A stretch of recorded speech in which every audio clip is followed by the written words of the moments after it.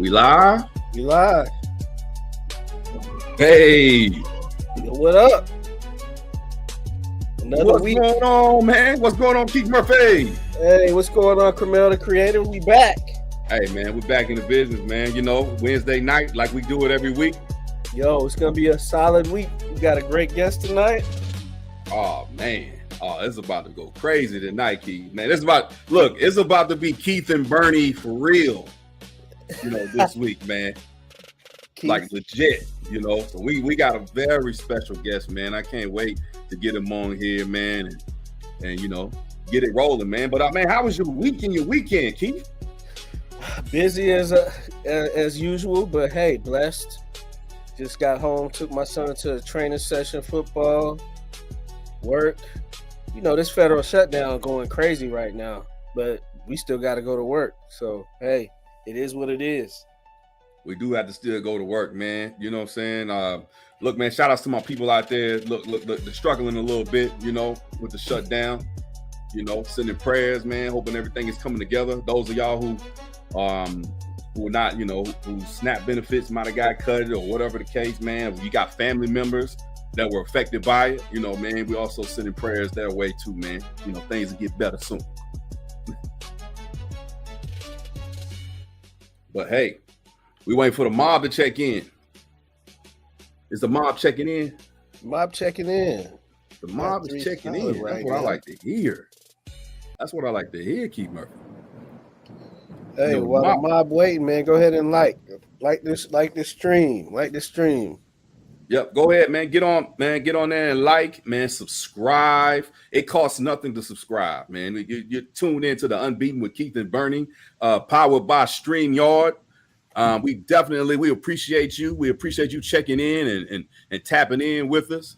And we got this thing. Look, if you're new to the show, just know that when you are in our chat group, you are a member of the mob, of the Unbeaten mob. You know what I mean? What my mob bosses at? Hey, there go one of our mob bosses right there. You know what our mob bosses in here? Yeah, what's happening? Check in, mob. What's up? What's going on? Roll it up, baby. The mob is here. You know where we at, Keith? You know where we at?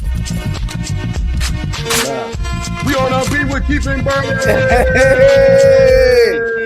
Hey. Yo, who inspired me to like football was your pop, Trey. Hey. That's what's up, man. So we got the mob checking in. Like we said, like and subscribe, man. You tuned in to the Unbeaten, man. But man, what we want to do first, Keith? We want to get to our guests. We want to bring our guest in, man. Yeah, let's bring our guest in. I think I'm ready. to bring the guest in. You know, so it's a very special guest coming in with us today. I just want to point that out. And it's not just because of the last name. It's because this is a very, very special individual. Want to bring him in. This man, you know, he goes by the name Rock Burney. So let me introduce you to him. Let me tell you a little something about him right quick, though.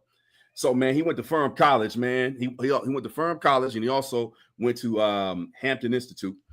He played college basketball. He's in the College Basketball Hall of Fame. He also got his master's degree at North Carolina A&T, our alma mater. So he's an Aggie pride. He also taught school and coached in Virginia. Well, you know, he spent 30 years in Greensboro in the Triad area, you know, working with the local government, and he's retired, you know, at all while he was still training and teaching kids. And right now he's teaching kids the game of basketball because he's currently the head coach of the he's the head men's basketball coach at Dudley High School. That's right.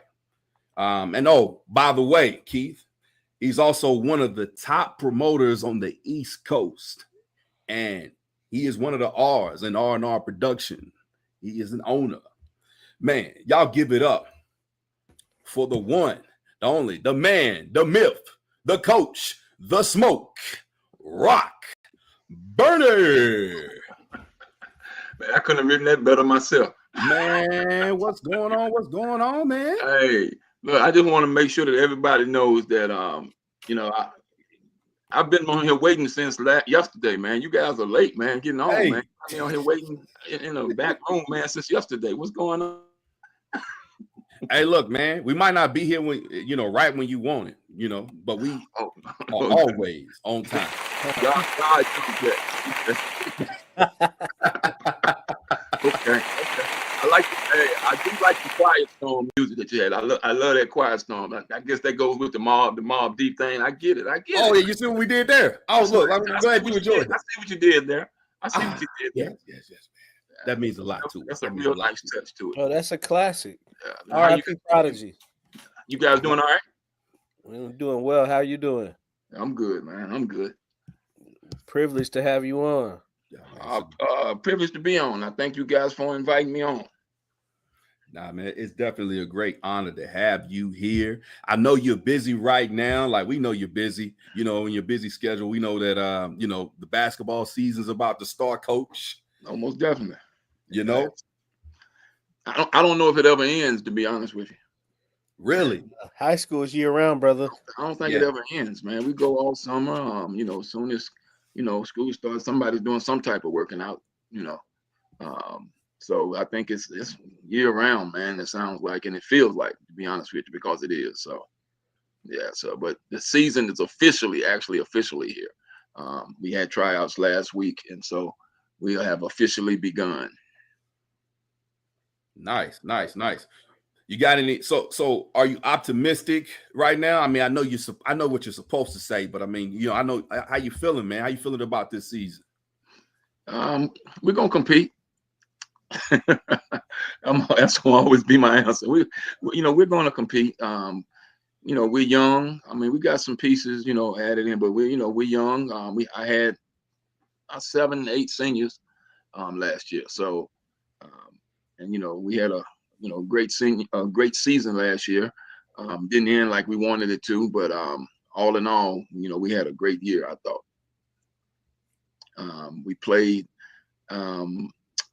in a tough conference. I think 2 of the best teams in the state were in that conference, maybe 3 or 4 actually, but I know the top 2 teams were us and Smith, and Smith ended up winning the state championship. They had a great team this year. We won the conference and they won the state championship. They had a great season. I think they finished like 27-3. And they lost 1 game to a private school, Greensboro Day, and the other 2 losses were to us. So we ended up playing them in the state playoffs, which was like a couple of games from the state championship. And it was a tough fought game. We went into the 4th quarter down by about maybe 14-15. We came back, tied it up, took the lead, 11 seconds to go. One of their great players had the ball in his hands. We tried to get it out of his hands, and we did that. He kicked it to another guy who hadn't hit a shot all game, but he hit this one. The ball went up on the rim and bounced in, and that's how we lost the game. So hoping for redemption this year. Huh? So we're hoping for redemption this year. Well, I'm just hoping we compete, and then we'll let everything else take care of itself. Well, you don't coach not to compete, right, at a high level. Not at all. Not at all. So, we're looking forward to it, though. We're looking forward to it. I don't know what the expectation is of us, but people are always going to expect to compete. I'm expecting us to compete too. I won't let us do anything less. So, I'm assuming you love hoop, man. When did you start playing, or what made you realize you love the game of basketball? Well, I've been playing since I was a kid too. I probably started later than what these kids start now, because if you're in the 2nd grade, you might be too late to get into the game. So, but I started at an early age liking the game, and in the neighborhood, all the kids we played outside to the street lights came on. Video games weren't the thing back then because there weren't any. So we were really playing games out in the street. So, I had a great high school career. Played in, I'm from Martinsville, Virginia, and lot of people don't know Martinsville, Virginia probably has more in basketball, more state championships as a whole throughout the city than any other city in the state of Virginia. And so you're talking about maybe I think 2 or 3 at Carver, I think 3 at Drury Mason. You got Magna Vista, which is a combination of 2 schools that probably has a few, and then you have Martinsville High that probably has about 16. So competition is always around there, and it's a great ball to be played. So I'm proud to have come out of that area and and do a lot of the things that I did, to get to the end game. So my story probably is more one of God had other plans. I in high school, we didn't have the internet and things back then, so recruiting was a lot different. There was no social media. There was no where you could fix you. Well, before you touch on that, when did you realize you could play at a high level? Like, okay, I'm not just playing anymore. I can get recruited. I really felt like I was playing at a high level when I got to maybe my junior year in high school. But the thing is, recruiting was hard because you had to make it to a certain round in the playoffs to be seen by everybody who you needed to be seen by. And I played football and ran track too, and I was being recruited for those sports too. But I wanted to play basketball, and I had some people looking at me. But what ended up happening was my sister, who was pretty much like my best friend, and she was at Hampton, and she wanted me to come to Hampton so bad. And I told her, I said, well, they're not one of the schools that's really recruiting me right now. Right. And, she said, well, just come on down and hang out with me one weekend. And she said, bring your shoes. You sound like one of the guys. Bring your shoes. I said, okay. So I went and stayed with her one weekend, and she said, you going to go play some ball at the gym? I said, well, I don't know anybody over there. I'm not going. She said, okay, well, just sit here and just chill for a minute. All of a sudden, somebody knocked at the door. I went to the door. She said, you go answer the door. So I opened the door, and I look, and I'm looking up, and there stands a 6'8", about 260-pound guy in front of me. And a lot of people probably don't know him, but his name was Rick Mahorn. And Rick Mahorn, bad boy. Yeah, for people who don't know, he's one of the original, one of the bad boys. He used to play for the Pistons, but before that, he's probably arguably the best basketball player in the history of Hampton. Okay.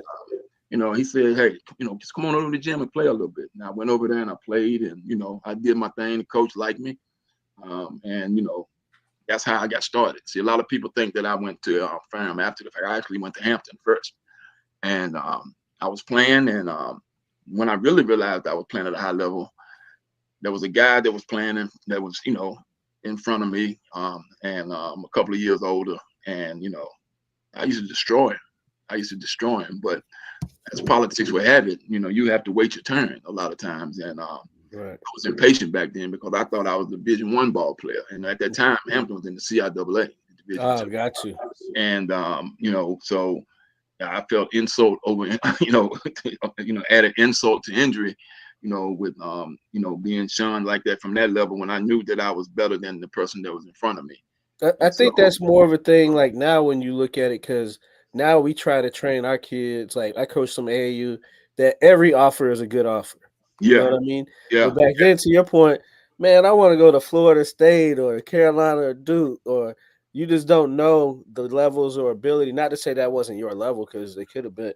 Mm-hmm. I feel like people were a lot more judgy with those offers like in 80s and 90s than now. I feel like, I don't know. We try to make these kids appreciate their offers a little bit more.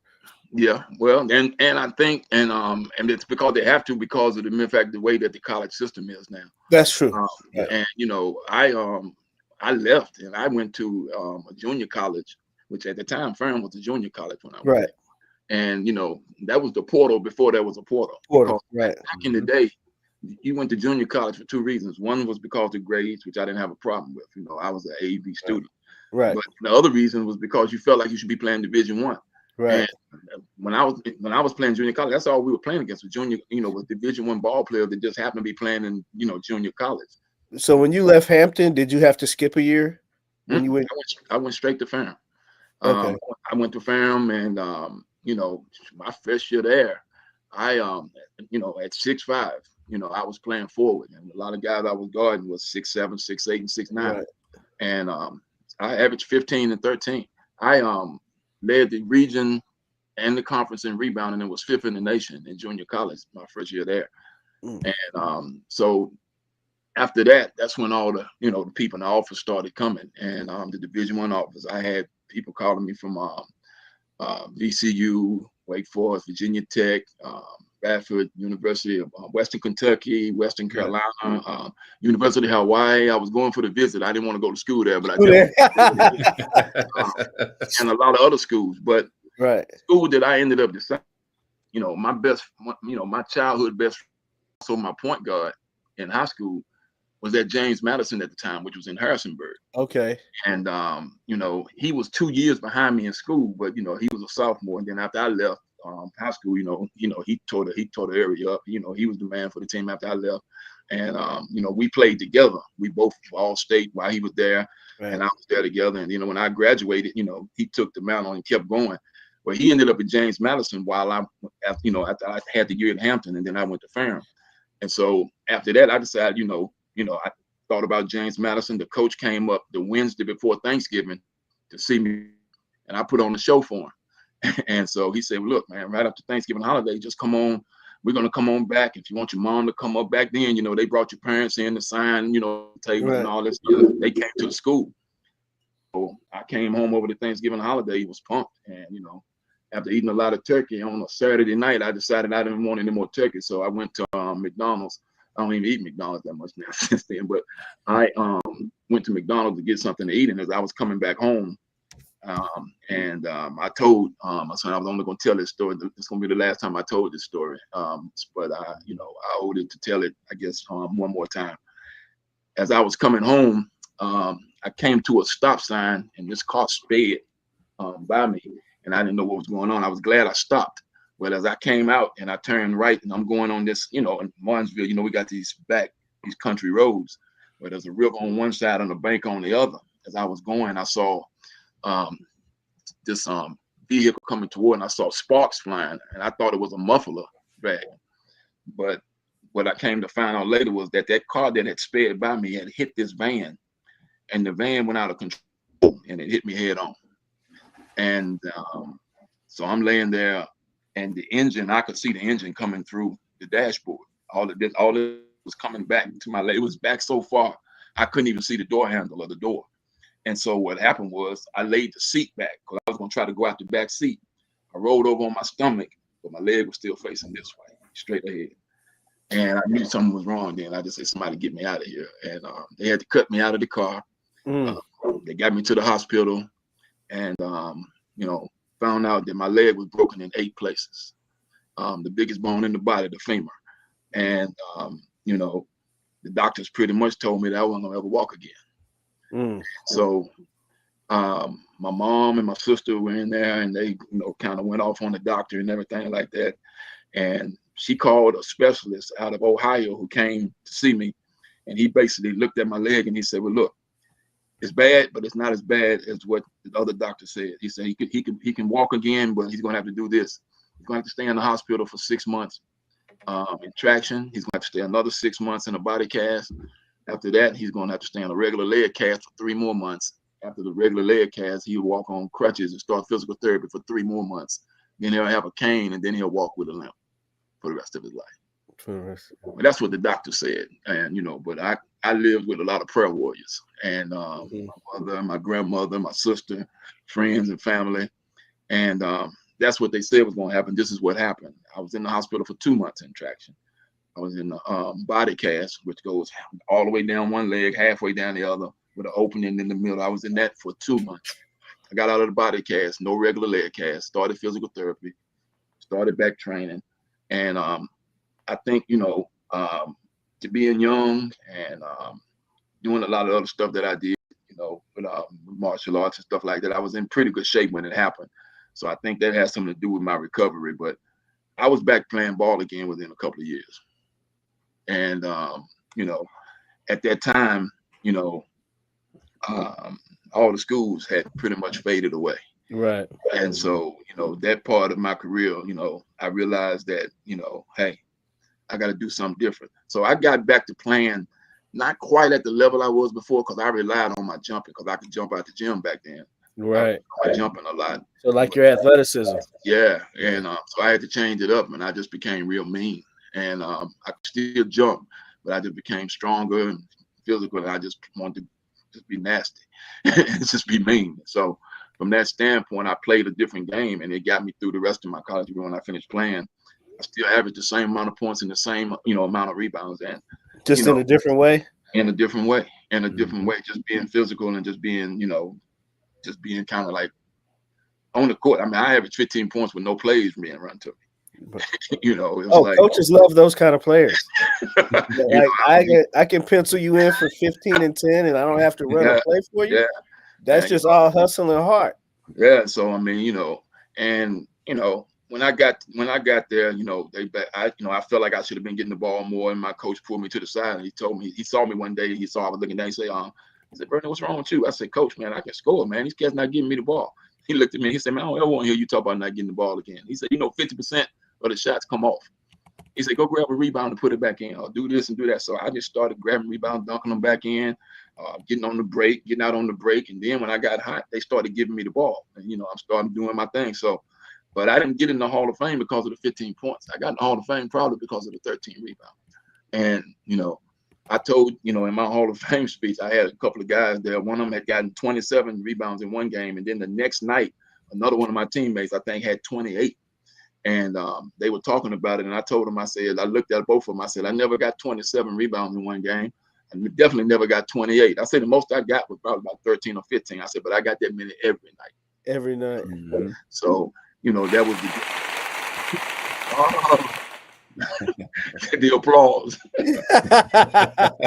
So after that, it was kind of more like teaching and, sharing the gift and working with kids and doing other things. That's why I said I felt like God had other plans. So how long was it after you played that you got into coaching, or did you take a break for a while? Or after I finished playing, I totally finished playing, probably about maybe a year or so. I went back, I was teaching and coaching. I actually started off coaching while I was still out from the accident. I coached the AAU teams. I took a team, and and I hope I would like for this to get back to. We played. I don't know if a lot of guys know Boo Williams and in the Hampton and the Tidewater area. When I played his team, and I only had guys from Martinsville, Henry County, on the team, and I had nobody over 6'5". Didn't have too many under 6'5", but I had nobody over 6'5".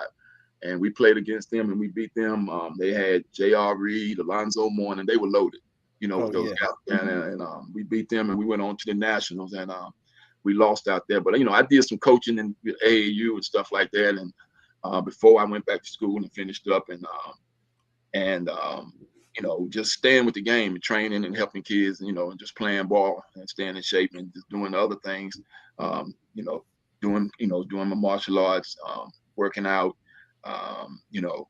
and, of course, doing my promotions and stuff too, because I've been doing promotion probably since me and my best friend, we were in high school. I've been doing them that long, really. And just other stuff to keep me busy. I think God blessed me with a lot of different things to be able to do. And I try to utilize most of them, from entertainment to music to athletics, and to helping people, which I think is a gift too. So right now I'm coaching. Who knows? I said I wasn't going to do it that long at this point. I said I was only going to do it for a little while, to try to help some people, and then, go back and retire me right off into the sunset again. So you've been coaching a lot of this time on and off since you stopped playing. And what year did you stop playing? Probably 80. I want to think 80. Probably 87, 88. Something like that. So, yeah.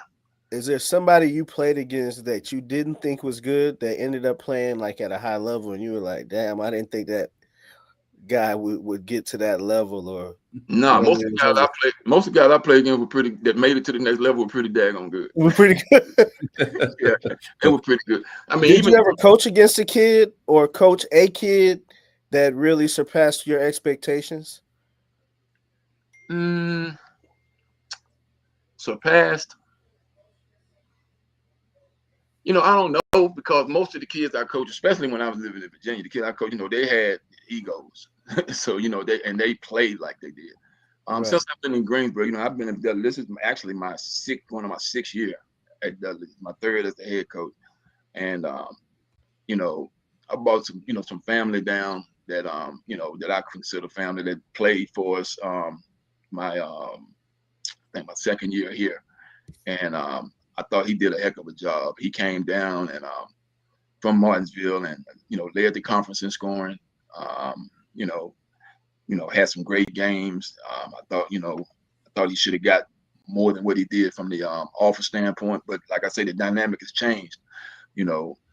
College coach will look at you and say, hey, man, that kid can play, man. He can help us in a couple of years, but I can go ahead to this portal, get this guy already developed, and, he can help me right now. So it was one of those situations. But I think he surpassed, my expectations, because I didn't know how he was going to handle, not being around people that he knew, coming to a new city and playing, and playing for Dudley, for that matter of fact. Right. Dudley, one of the only historically Black high schools in this area. And, so there's pressure coming over there playing for Dudley. And he came in and, he basically grabbed the bull by the horns and, did his thing. So if I had to name one, he probably would be the one. And I'm on here trying really not to call a lot of people's names out and things because of the mere fact, just because. So Yeah. So let's talk about that landscape. That's a good segue. So how do you see, like, with everything that's happened in college basketball with the NIL and the transfer portal, how have you seen that from your perspective as a head coach? How have you seen that trickle down to the high school level, and how has it impacted it in your perspective? I think that the trickle down is where it hurts the most. It's hurting public schools. It's hurting public schools. The private schools, they can survive because they have the money, and it's a pay to play type thing going on there. This NIL thing is big. Right. And now that it's legal, kind of like big bank take little bank in a sense, Right. dealing with the kids. So, and I think who gets hurt a lot of times are the high school seniors, because of the mere fact, and they've changed the rule even once again now, where a kid can go. Now junior colleges will be they will flourish from this new rule, that some of the new rules that have been brought about, where a kid can go to junior college and play for 2 years and still have 4 years to play Eligibility. Division 1, 3, Division 2. So that's a good thing. But high school kids have to be humble enough to say, hey, I might not play Division 1, but I can play Division 2, or I can play junior college, and I can still go into the portal like some of these other kids. But they're gonna have to swallow their pride a little bit. And as a high school coach, because everything seems to be on the AAU circuit now. How involved do you get in those processes as a high school coach? Are you like really involved, or different coaches play different roles? Or do you go out there and see your kids on the AAU circuit? I see the kids that are already playing for me on the AAU circuit. You ask me, do I go out and recruit kids? Of course not. No, I'm not asking you that. I'm asking, do you go watch your kids play that's on the circuit? Absolutely. I go watch my kids to play for AAU teams, and try to support them, and in other and pretty much all their endeavors. But like I say, the landscape is different. I go out and I watch, and I just see it. So it's frustrating when I see these kids out here and I see what talent is out here, and so here's the thing. People have to understand this, and kids need to understand this. I don't care what level of college, it's tough. You go play Division 3 junior college and think you can go out there just because you think you're Division 1 and go out there and just hoop.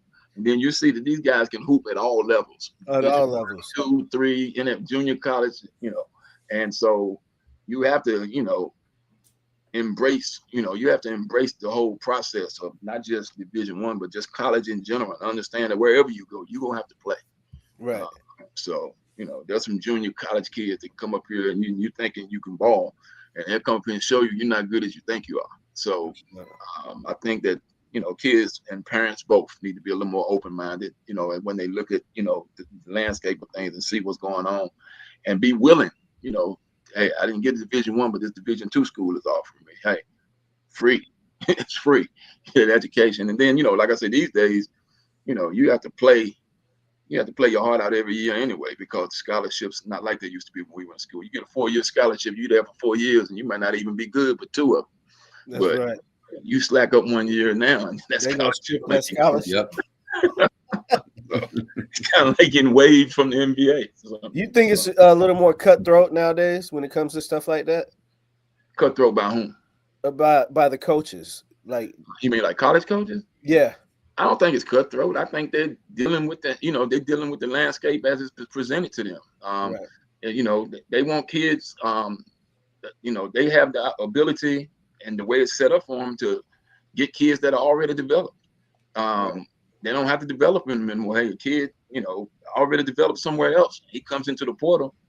He comes to you with college experience and stuff like that. He can hit the ground running. So I don't think it's cutthroat. I think, the rules are the rules, and the people that change the rules and make the rules for these things. I mean, I don't know what they consider when they do it, but can't be upset at people who are taking advantage of rules that are in place. When you're doing something illegal, that's something totally different. But when rules are in place and you're staying within the parameters of what the rules are, and be mad at the college coaches or anybody else who's doing things within the rules to get kids or whatever. So I mean, you just have to decide whether you want to deal with it or not, because the thing that's really gone from it is loyalty to teams, Right.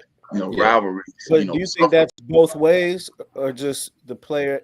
Like, what do you think? Do you think it's like more on the player side or the coach side? As far as the loyalty, Mm-hmm. I think it's more on the player side when it comes to loyalty type thing, because it's not, and like I said, it's not their fault either. The rules are set the way they're set. They can leave. Somebody can, do something better for them than you can do for them, and they can go and play somewhere else legally. And so, if they're doing something that's within the law or within the rules, I mean, how can you can't really fault them. You can't fault. Right. How can I fault a kid if somebody comes and offers a kid a certain amount or something that I can't, that maybe my school or wherever somebody else's school might not be able to afford to do or willing to do. Right. So, you have to, you have to bite that bullet. You have to eat it, and just deal with and coach the kids that are there. You can love them, but you can't fall in love with them because they'll leave you. Right. So, and I've had kids, we've all had kids to leave, but the thing about it, the kids that I've had that have left, I still love them just the same. Right. I wish them well. I still support them. I still keep up with what's going on with them. They still call me. They still talk to me. I'm still Coach Rock to them because of the mere fact I understood why they left, and they trying to do something different. And it doesn't matter what I think or whether I agree with it or not. People and parents are going to do what they think is best for their kids, and I don't try to get in conversation or get in arguments with parents on how they deal with their own children. So from that standpoint, you just have to love the kids while they're there, and when they leave, you keep loving them and you wish them well, and when you move on and coach the other kids that are there. Nice.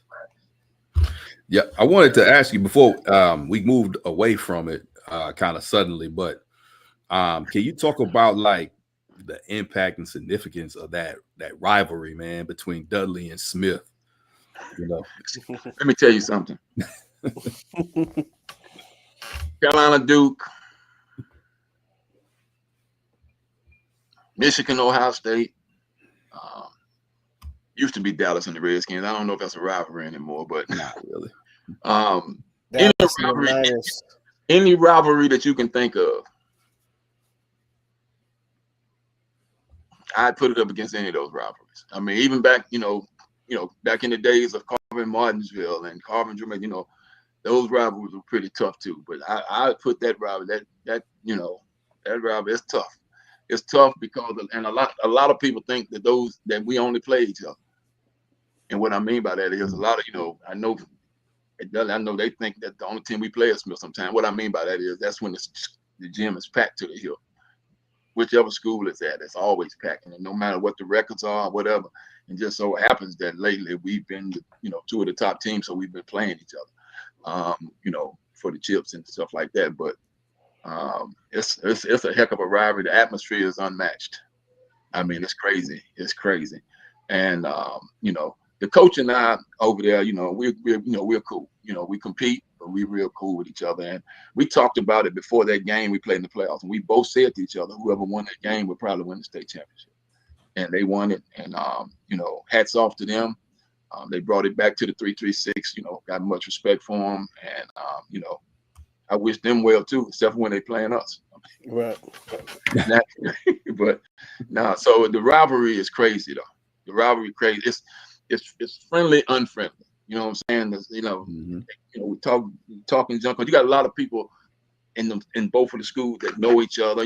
Some of the people that hang out with each other. See, I'm not even an alumni, and so but I understand the heat. I understand the rivalry. I understand the importance of the rivalry. So, but it's unmatched. I haven't seen any other rivalry I see that necessarily that I can say that it's below or that tops it. It's tough, man, especially for high school basketball. High school wise, I had to at least I've lived in Charlotte. Now I'm in Georgia. I guess you get down to Langston Hughes and some of those. I'm not in inner city Atlanta to know, but that Dudley Smith rivalry, I've seen Page and Grimsley, and there's nothing like that in Greensboro. It's crazy. Nothing. It's crazy. It's crazy. So and crazy in a good way. I'm saying. It's yeah. People paint different pictures of it because they never been and they don't understand it. So, and both those got a lot of basketball history. Yeah, of course, yeah. Absolutely. And that's Dudley, at one time, was a basketball power in the city. Yes, over everybody, and in late, in the past, 5, 6, 7, 8, it's been more football, and now so we're trying to put the basketball back, at that same level again. And then hopefully I can get, that done as much as possible before I bow out. You still got some time there. You got plenty of fuel left in the tank. Yeah. Yeah. And like I say, and it's difficult. It's difficult now that, like I say, you have to, your whole system changes as to how you do things, Right. You keep you got a senior and a sophomore that play on the same level, and they right there on the borderline as far as which one to make it. You keep the sophomore because he's younger. Right. But nowadays, you keep that sophomore, he may leave you the next year. Then you lost out on both. So, and your whole thought process on how you do everything has to change nowadays. So, but it is what it is, It has to be more like year to year, right? Absolutely. Absolutely. We ready to segue? I kind of wanted to ask something before we segue into. We also got you as one of the top promoters on the East Coast. No doubt. Did you kind of get into that business? And, how did that flourish for you? On the East Coast, I think. Well, actually, okay. Now this is funny because I guess it just shows how close a friend, my childhood friend, and I were. We started throwing parties when I was in high school. And we would go and we would have them in our basement or in our backyard, and there was a nightclub right up the street from our home, and we would promote our little parties and stuff like that. And it got to the point where people were walking from the club to our house to the party. The cars were lined up, and they would park at the club that people normally go to come to our parties and stuff. And I just kept doing it. Even when I got to school, when I was at Ferrum, when I was at Hampton, all that stuff, I was still doing it. And I just liked entertainment because of the mere fact, playing music and, dealing with music and entertainment was just always, something that, that I liked doing. So from that standpoint, it just took off. And, and I just kept going and, it made it more of a business type thing, in addition to me having fun doing it. So, and we talking about total probably close to almost 35, 40 years. And, R&R Productions, we're closing in on 30. We had, we right here at 28 right now. So from that standpoint, we've been doing it for a minute. And not just doing it, man, doing it big. Yeah. Right. We trying. What that 30-year celebration gonna look like, though? Don't know. May look like me just sitting back chilling, doing nothing. Hey. Just taking in the environment. Nothing. Or we'll see how it goes. Outstanding. Hey man, hey everybody, man. Before we move on, hey, thank y'all for checking in. You tuned in to the Unbeaten with Keith and Bernie.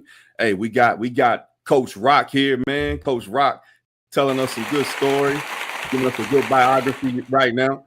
Make sure you like and subscribe. Like the video, man. Subscribe to the page. We're right here every Wednesday night at around 9:15. We were a little late tonight, but we're not usually late. Had some technical stuff going on. But make sure you like and subscribe the page right here on YouTube. It's Keith and Bernie, powered by StreamYard. All right, man. Let's have some fun, man. Let's go. Let's do it. Let's have some fun. All right. So where do we want to start, man? Because you got some teams out here. I know you don't want to go football right now. But I just gotta ask you this one question, and then I promise I won't ask any other questions. Are you about to make a Raider joke? I'm not going. I promise it's not a joke. I just had to ask you a question. You know what I mean? So what do the what do the Raiders need right now to not be? I'm not gonna say terrible, but I'm gonna say what do the Raiders need right now to improve? To be better, like what's wrong? What's happening over there? Y'all got Ashton Genty, you know what I'm saying? Y'all picked up Geno, maybe on the down slope, but what do y'all need right now? Well, first of all, we have the Jets Geno. Y'all didn't get the Seahawks Geno with the Pete Carroll package. We didn't get the Seahawks Geno. We have the Jets Geno. We need a little bit of everything, to be honest with you. I know our defensive backfield is. I mean. Look, I stopped. Do you ever watch football and when your team is playing and you turn the channel away from the game and hoping that you can turn back to the channel and get a surprise? It works sometimes. That used to work for me a lot. I would turn back and we'd be ahead. I'd be like, all right. Now I turn back and it's worse than it was when I turned away. So Sundays have not been fun as far as watching football. Netflix has been great for me on Sundays. Netflix and Amazon Prime.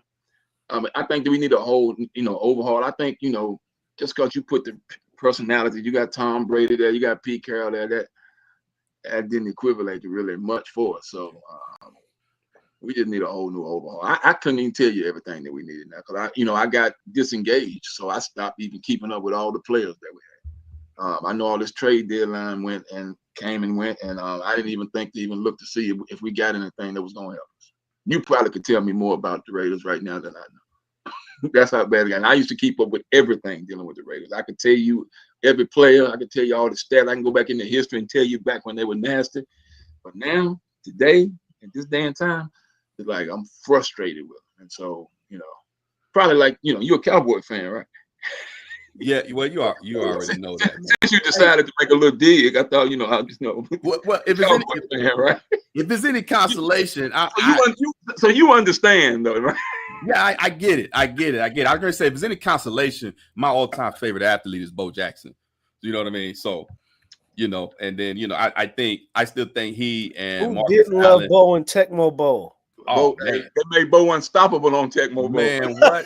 Yo, they used to make we used to make house rules where you weren't allowed to pick the Raiders. Like, yeah. It's like you could pick anybody but the Raiders. Not fair because everybody played with their team. So, hey. Right.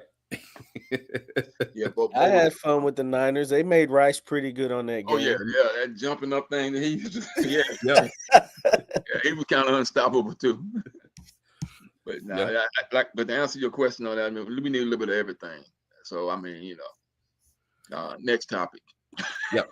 Oh, you can say, look, to close this one out. Speaking of the Cowboys, next Monday night, the Cowboys and Raiders will face each other. So we'll see the battle of last place in our or the bottom. You call it the Dirt Bowl? I guess it's the Dirt Bowl. Yeah, maybe. We picked up some good pieces to set up for next year.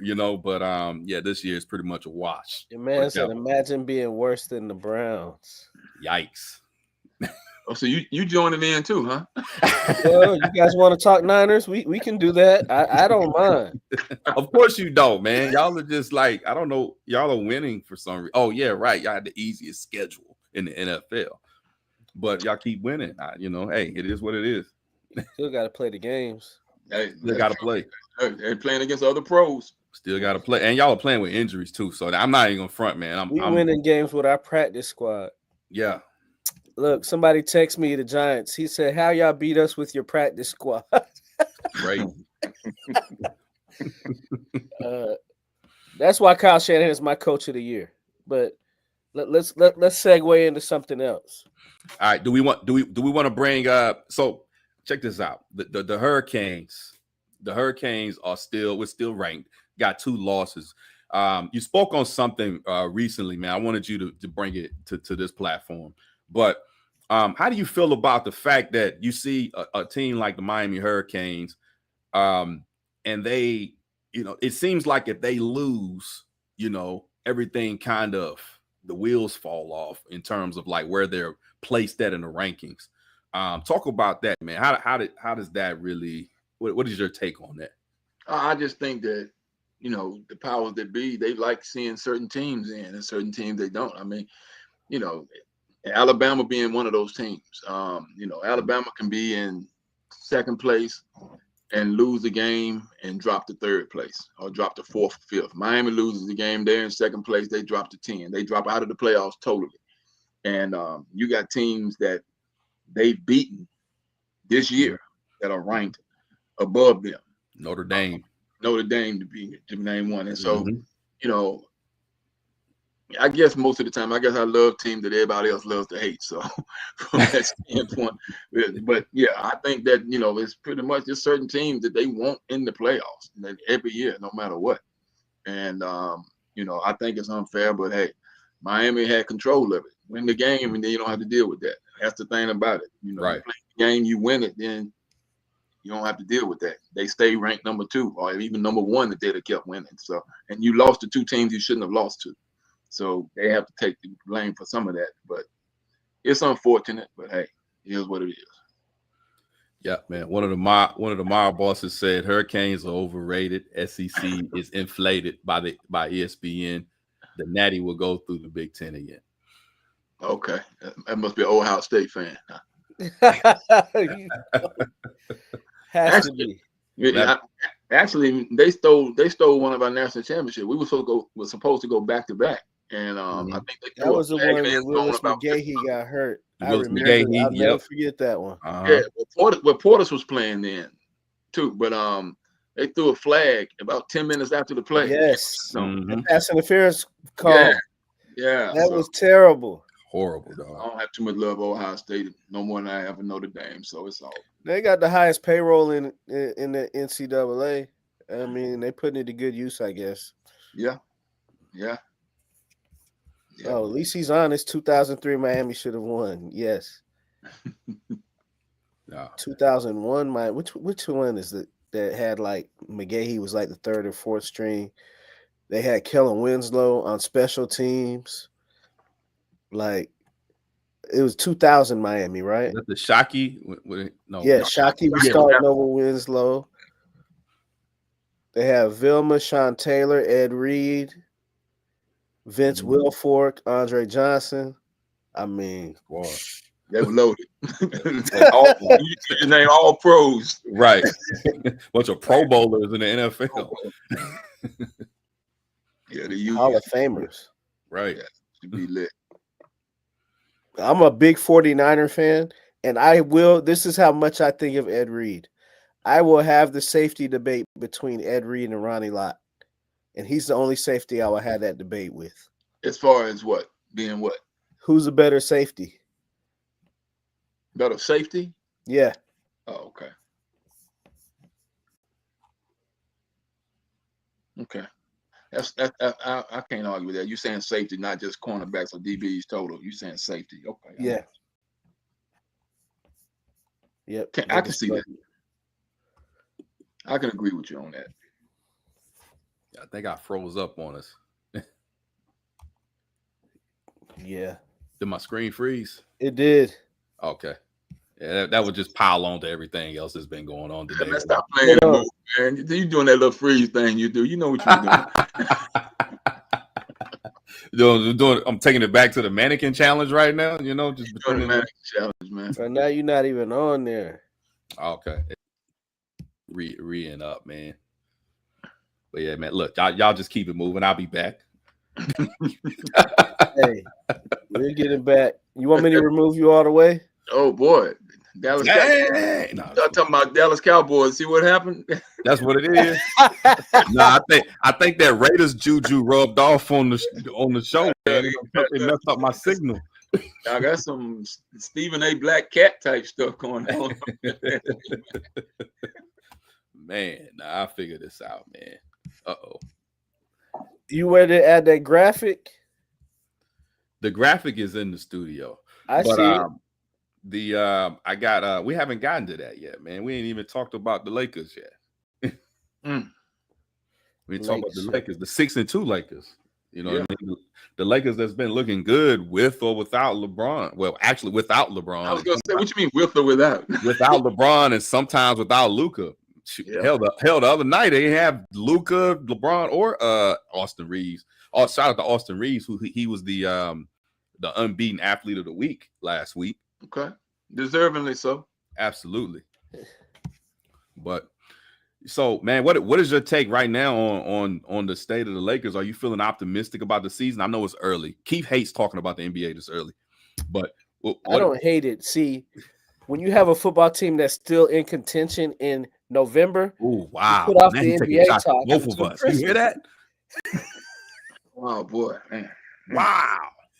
And you know, he's saying something we can't even argue about that. He's right, because if the Raiders were playing well right now, I wouldn't talk about the Lakers. I'd be like, yeah, we got time for that. Facts. So I fully understand him having he has the right to say that. I get it. Oh, we'll be on the couch soon because we can't hold up. I just like this team's mindset as far as playing through all these injuries, and I feel like my team has come with the mindset to try to win regardless of who gets off the bus.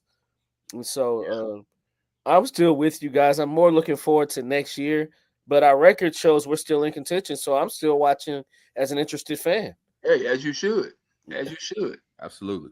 To answer your question, though, I think, you know, my concern, what happens when LeBron gets back? Does the chemistry clash? Might be a chemistry clash. Yeah, and I mean, and not because, you know, because we know LeBron is unselfish, so we know that's not what the problem is going to be. But LeBron is also ball dominant, and I don't want the people that have been doing what they've been doing to stop doing what they're doing because LeBron is back and he's being ball dominant. So can you be both? What? Unselfish and ball dominant? Yeah, of course you can. Because I mean, he's gonna make the right play. You know, he's gonna try to make the right play, but he has to do it from where him having the ball in his hand. We've had a lot of point guards that have been there that haven't been able to flourish because LeBron is so ball dominant, and people don't want to, you know, talk about it. And people like D'Angelo Russell, for instance. D'Angelo came out of college as one of the best passing point guards in college basketball. Right. Well, playing with the Lakers with LeBron, you know, they tried to make him kind of a spot up shooter. You know, right? That's not what D'Angelo does. D'Angelo gets everybody else involved. So, and you know, people like Rondo, same way. You know, and even Westbrook for that matter. You got these guys you bringing in that aren't necessarily, you know, Russell was a better shooter than the other two, but they're not necessarily great shooters. They weren't, but I felt like, I don't know what's weird about it, but I felt like Rondo and Bron actually had good chemistry. I think maybe Bron trusted him more. I don't know what, I mean, because they both, to your point, are ball dominant players, right? Well, but Rondo is ball dominant because he's a point guard. Right. he you know, he has the ball in there and he's trying to make plays. And LeBron is more of a point forward. He's playing the point forward role. He's not necessarily trying to play the point guard, but he wants everything. He likes to orchestrate everything. And it's not a bad thing because it's worked for him. But I'm just saying, on a team like this right now, when you see what they're doing without him, what would his role be when he comes back? How would he handle fitting in with those guys? So is it time to deal him? No, because I want him to come back because I don't want, you know, this is a year Well, LeBron shouldn't have any excuses about winning the championship because he has a squad. Right. And we see how well they're playing right now, and they're not just beating cupcake teams. They beating the Minnesotas, and they're beating some good teams. So from that standpoint, but can they win a championship without LeBron? I don't think so. I don't think the team that's constructed right now, I don't think, even as good as they're playing right now, they can win and they can probably go decently far in the playoffs, maybe. But Right. I don't know if they can win a championship without LeBron. I get what you're saying. And so my question is, what would he do? And he'll figure it out, because he's smart. He'll figure it out, but will he be willing to do what it takes to make sure that they don't lose what they have, and that these guys don't stop doing what they've been doing to help make the team win? Right. Well, from my understanding, he's playing off the ball more. He's gonna be playing off the ball more. So that was what I think they were alluding to. JJ was alluding to. Maybe the plan would be he wouldn't be as ball dominant with those. We got playmakers like Luka and Austin Reeves on the team. You don't need to be ball dominant anyway. I'm sorry if you already said that when I checked out temporarily, but I think I mean, like you said, he's a smart guy. He's going to transition in. He'll be all right. But so we got a question in, man. We got a question that popped in. Yes. What's the question? Should Memphis trade Ja Morant?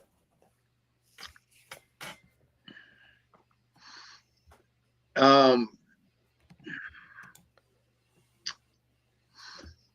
not exactly sure everything that happened. But, when they were asking him the questions about, why, what was going on with him, and he was saying, ask the coach. I mean, right. I don't know what the friction is, or if there's some type of, something going on between him and the front office.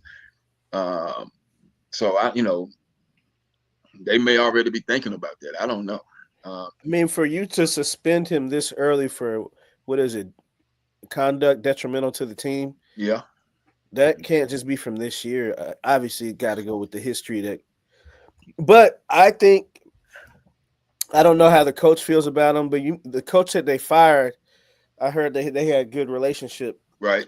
But it's hard for it would be hard for me as an owner and business person to trade Ja Morant at this point in his career because of, as you're a promoter, what he brings to the building. Oh, for sure. He's selling tickets. Yeah, he's box office for sure. Right. Yeah, when he's on, he does dunks like if he was in a dunk contest, you would say, "Now just put these people out here on the floor that you dunking on. Just do those dunks." Right. He probably could go pretty far in a dunk contest. I hate that he hasn't gotten in one. He might have could, that might be a thing he could do to help revive his reputation. Reputation, yeah. Do something like that. Because of LeBron, these guys have thought it's okay not to have that type of talent and not getting in the dunk contest. And you see what we've had to win the dunk contest the last 3 years because of that. Right. Who are you going to Memphis to see if he's not there? And who would you trade for him? So we'll take him in LA. We'll take him in LA. Who would we trade for him though? Look, you know what though? Not right now. We wouldn't take him in LA. Because of the fact, they playing well without it. And I mean, I think, I just hope Ja just, gets his, self together. Forget about on the court. I just hope he gets himself together, just period, off the court, where these little things that keep happening to him and stuff, some of them are self-inflicted.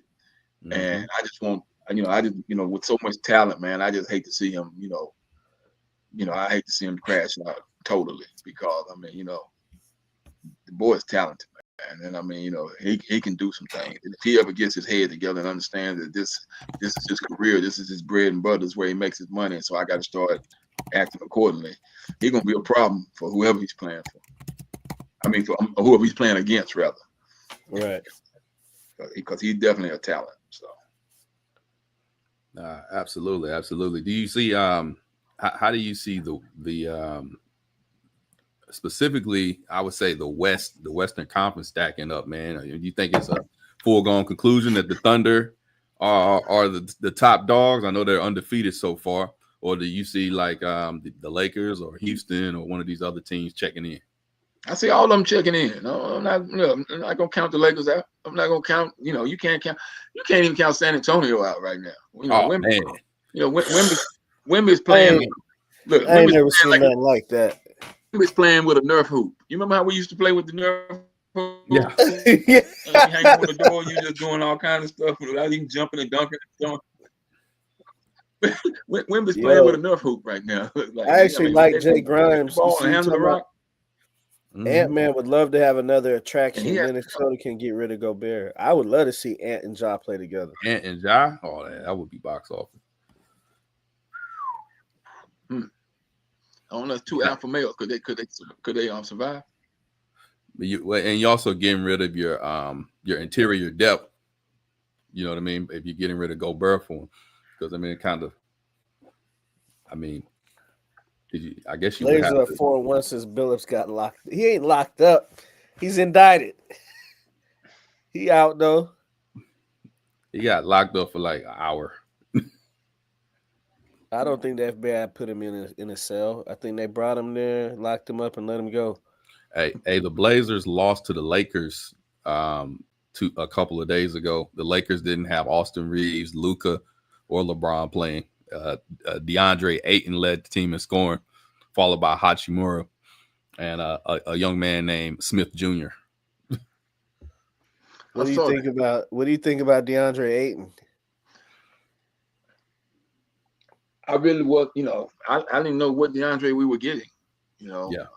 DeAndre when he the number 1 pick in the draft the year when he came up. He got picked before Luka. One before Luka. Phoenix, right? Yep. Yeah.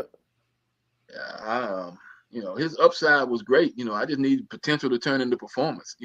This might be his motor. His motor is like a Pinto, though. Huh?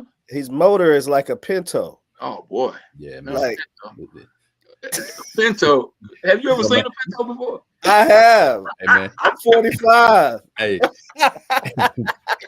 you gotta get up early in the morning to get it started. Yeah. Oh man, not a Pinto. That boy ain't revving nothing. You might flood the system out trying to hitting the gas pedal one too many times. He's the opposite of you, Rock. He got to touch the ball every time to get 15 and 10. That boy is not going after anything out there. Oh boy. Well, he had 29 and 10 the other night against the Blazers. I think he's going to be fine offensively. I question his motor on defense. That's the only thing. They needed him to be a defensive presence on the inside. I do think that JJ Redick is having an impact on him, though. I think he's been a surprise. So I'm gonna let y'all talk on this. As Lakers fans, what was your opinion when JJ Redick got hired, and what do you think about him now? I pretty much think about him what I thought about him when he got hired. I thought he was going to be a good coach. I mean, I just was anxious to see. I wasn't worried about the X's and O's. I just want to see how he was going to deal with the personnel.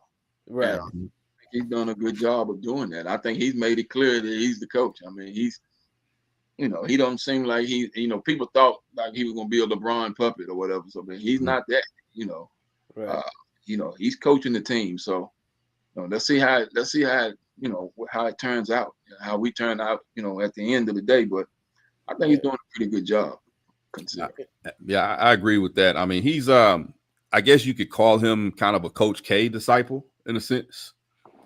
He's adopted that kind of mentality or what he learned from Coach K. I know he talks about how he calls up Coach K a lot. You know what I mean? To get some. So there's a lot of influence there. I mean, he has some things to prove still, I think. But there's no doubt you can see last season the culture had changed. You can see like the mentality of the team and everything like that. So yeah, when he first got hired, I was just like, all right, well, we'll see. You know what I mean? But I mean, I think so far, it's not a bad experiment. Yeah, I'm not a Duke guy, so I'm always skeptical. But I would say I became a fan of his because I thought he was on the verge of being out of the league. The first 2 or 3 years, it took him a little while to get rolling, and for him to turn it around and make $100+ million, being a sharpshooter, I gotta respect his grind as a player, and that would go into his work ethic as a coach. So, Yeah, he's a competitor for sure. Absolutely. well, check this out. This has happened since we went on.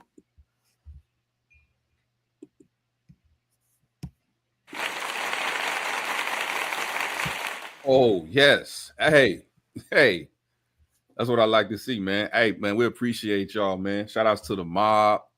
You know what I mean? Hey, what I'm talking about. May we have 500 more by next month. There it is. I said, look, Keith, I said we were gonna have it by the end of October, man. I guess we did by a few days. But yeah, hey, man. Shout out those on, man.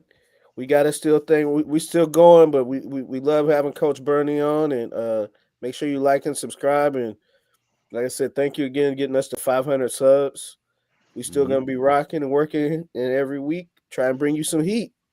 Yo, we staying consistent. We strive to get better and better every week. So we want to bring you something. We try to bring you something different, something new every week, and we definitely appreciate y'all rocking out with us.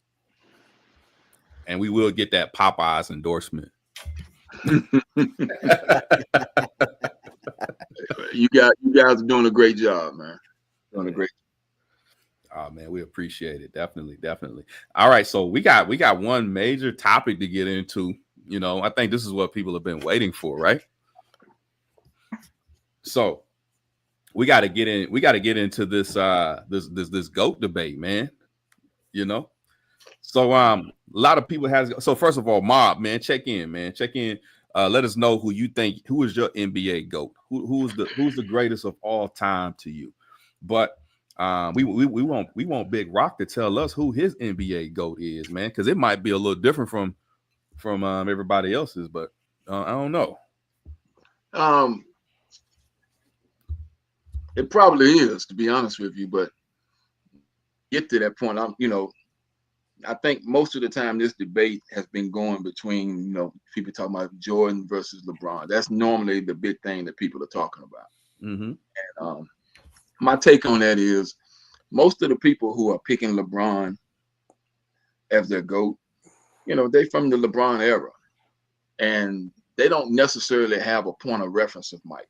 And what I mean by that is you can see the highlights. Now, let me say this. If you watch every highlight LeBron ever made, watch every highlight he ever made, they show all the highlights of all the things he's done, and then you watch the highlights of Mike, the stuff that Mike has in his bag, LeBron has never had in his bag. LeBron has the power done. He does a lot of things good and a lot of things great, but Mike's bag was just different. And I think to make a fair assessment, you can't just watch the highlights, though. You have to see him. I watched LeBron play pretty much his whole career, and I watched him in games, but I also watched Mike play. And you got to see what he does and what he does to the game as a whole. How, I never really saw anybody really fear LeBron. LeBron's 6'8", 270 pounds. He's a specimen. But on the court, just playing, I never really could tell that anybody was actually really afraid of LeBron. Now, I used to see that with Mike when Mike played. People feared Mike when he was on the court. And it was just different. It was just different watching Mike. And, people always talk about this era, who you could have played in this era, who could have played in that era. They didn't play in the other era, so we can't really say on that. Mike may have scored 50 in this era. LeBron is strong enough and physical enough that he could have played in the other era. He didn't. So he didn't have to take a lot of what Mike had to take when he was in the league. Mike took a lot of punishment. When people hear about like the Jordan rules and stuff like that, they're thinking that those are rules in favor of Mike. No, those rules were created to try to stop Mike. Pat Riley and the Knicks, they beat Mike up on a regular basis. They beat up Scotty too. The only difference was Scotty wilted. Mike didn't. And, Mike took the beating and just kept coming. I don't know if, LeBron dunking on someone and flexing his muscles in this era, that works. I don't think that would have worked back in that era. I mean, them guys, they'd have put LeBron, I got this saying, they'd have put him on the wall. And, well, let me ask you this, because I always like to play devil's advocate. If I'm 6'8", 270, what you think I'm doing to you? Yeah, but still, he didn't have to deal with that because there's nobody like that in the league. No, Now, there's no Charles Oakley, Rick Mahorn, yeah, Nah, nothing like that. and it But I'm wasn't just just. saying, Go ahead. at my size, if I was like that, I'm putting your ass through the floor too. Yeah, but the difference is, uh, you can't touch these guys now. It's different. Right. Mhm. Steph Curry is arguably, and in my mind, he's the best shooter I've ever seen. Period. I mean, I give him that in any era. I think he's the best shooter I've ever seen. Mhm. But he's never gotten touched up. You see what I'm saying? Getting touched up can change some of those things. It can change your confidence a little bit. You might not be as good of a shooter when you come across that half court and they know that you can shoot from there and they touching you up on a regular basis, and it's just a regular common foul. It's not an ejection or flagrant one or flagrant two. It's just a Right. regular foul. You got to pick it up and just play. So different eras, different people. I'm going to pick Mike over in that debate against LeBron, but it's real close. It's real close. But see, there's something that's there. And see, I'm a Kobe guy too, because I think that, you know, pressure, there's a lot of players that used to come out and say, this is the next Michael Jordan. There's only one that came close to me that, and it's because, yeah, he mimicked his game after Mike, but shoot, why not? Why not mimic your game after who we consider the best of all time? So I think when we leave Kobe out of that debate, I think it's really, it's kind of unfair. I understand it.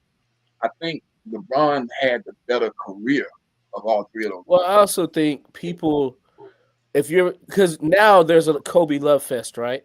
Oh yeah, In they the hated early him when he was 2000s, alive, though, didn't they? A lot of them Right. hated him when he was alive. he was really hated. 20. He was You villain. know, I call people out on it because I'm a devil advocate person. I liked Kobe back then when everybody still hated him. When he was getting booed at Philadelphia All-Star game, people hated Kobe. I hate how he tries to do everything like Mike.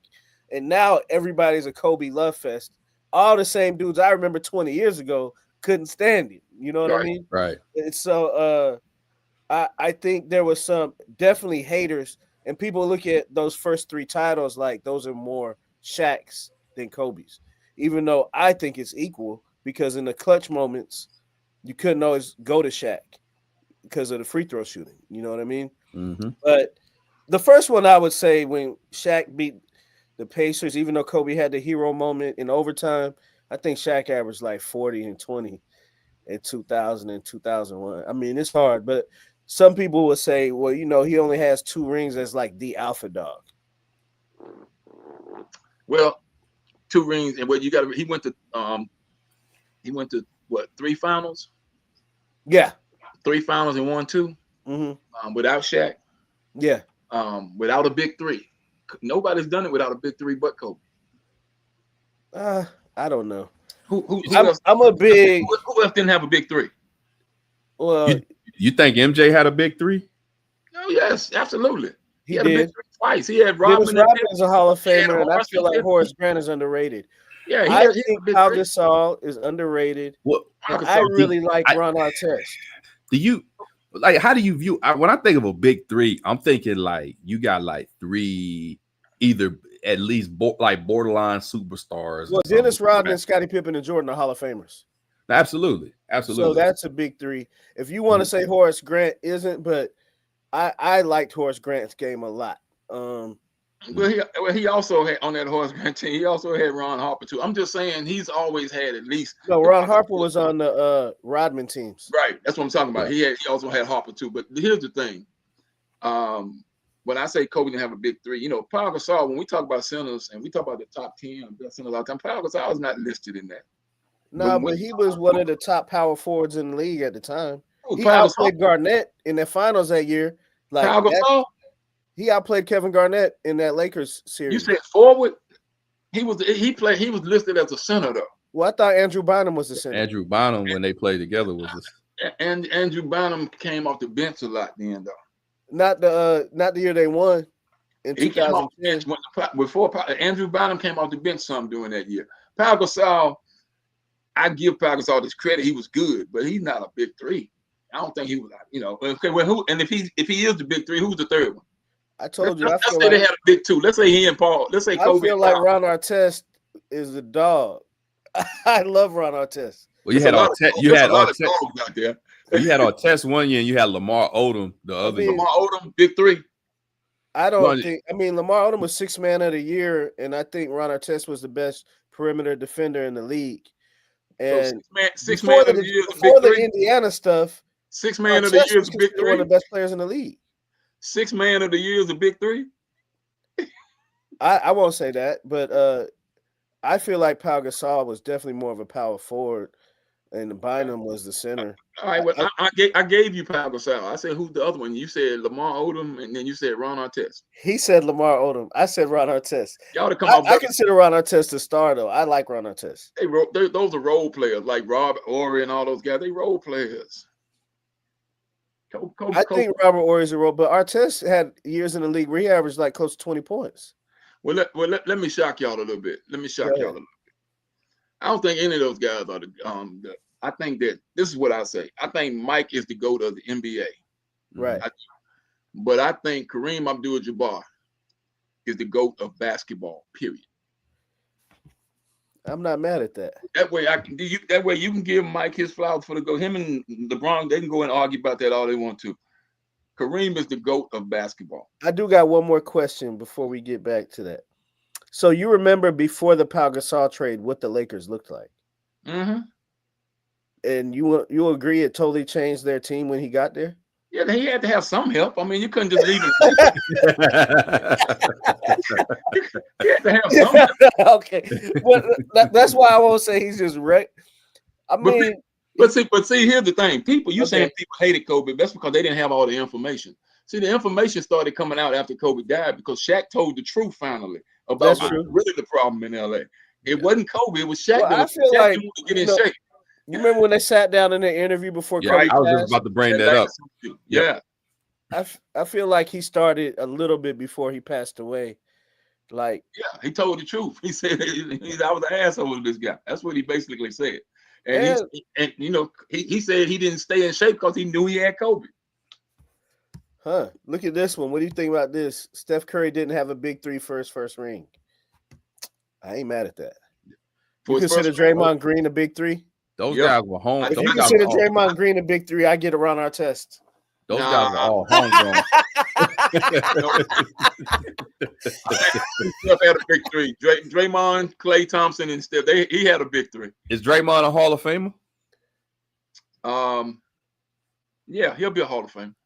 Akeem Olajuwon did not have a big three.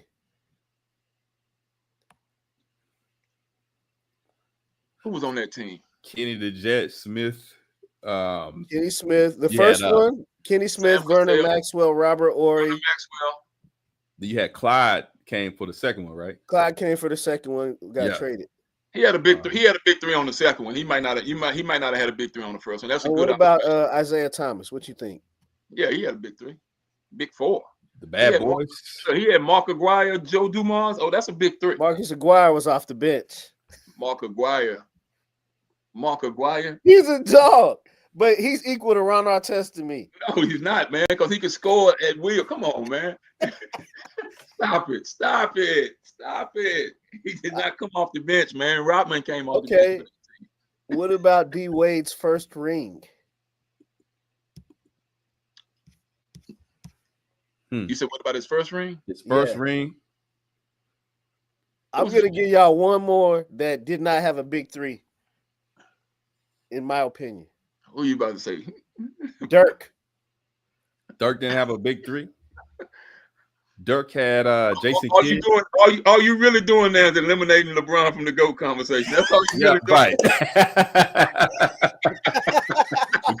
we calling out LeBron. I like this though. This is good. That's what you really do. You eliminating LeBron from the GOAT. Hey, he's not my GOAT, so I don't care. I do like him as a player. I probably talk to him about like you, but I don't think he's the GOAT. So you can't be the GOAT when you have weaknesses. Well, you can't be the GOAT if you're not the best Laker of all time. Well, who's the best Laker of all time? That's a toss-up. I would say that's a tough mountain to climb there. I mean, I would say the best Laker of all time has to be somebody that played with the LA their whole career. So it'll have to be either Magic or Kobe. Magic already acknowledged that Kobe is the is the best Laker of all time. So Yeah, we're that's gonna because go. he's nice. I think we're gonna go. Magic. You gonna give it to Magic? I would personally. Magic is my all-time favorite player, to be honest with you. Mm. Over all those guys, but the GOAT of basketball in general to me is still Kareem Abdul-Jabbar. He's done it the best at every level. On every level, yeah.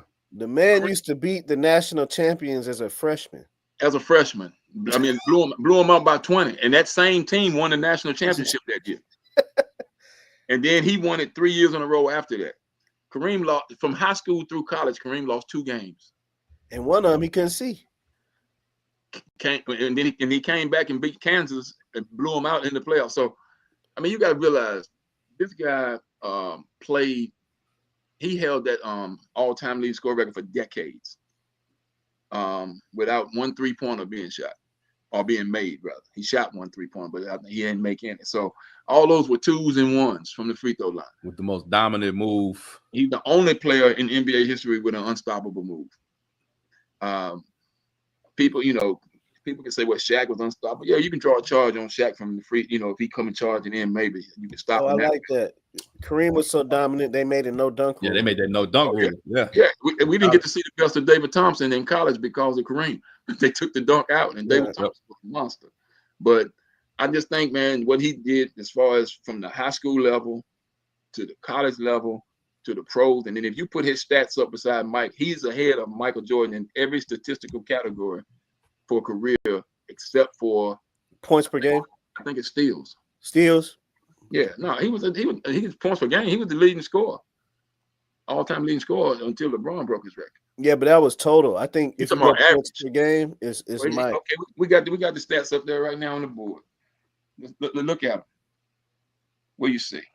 Where's the points per game at? It's not up there. This one, it doesn't do it. Yeah, this graphic doesn't have the PPG.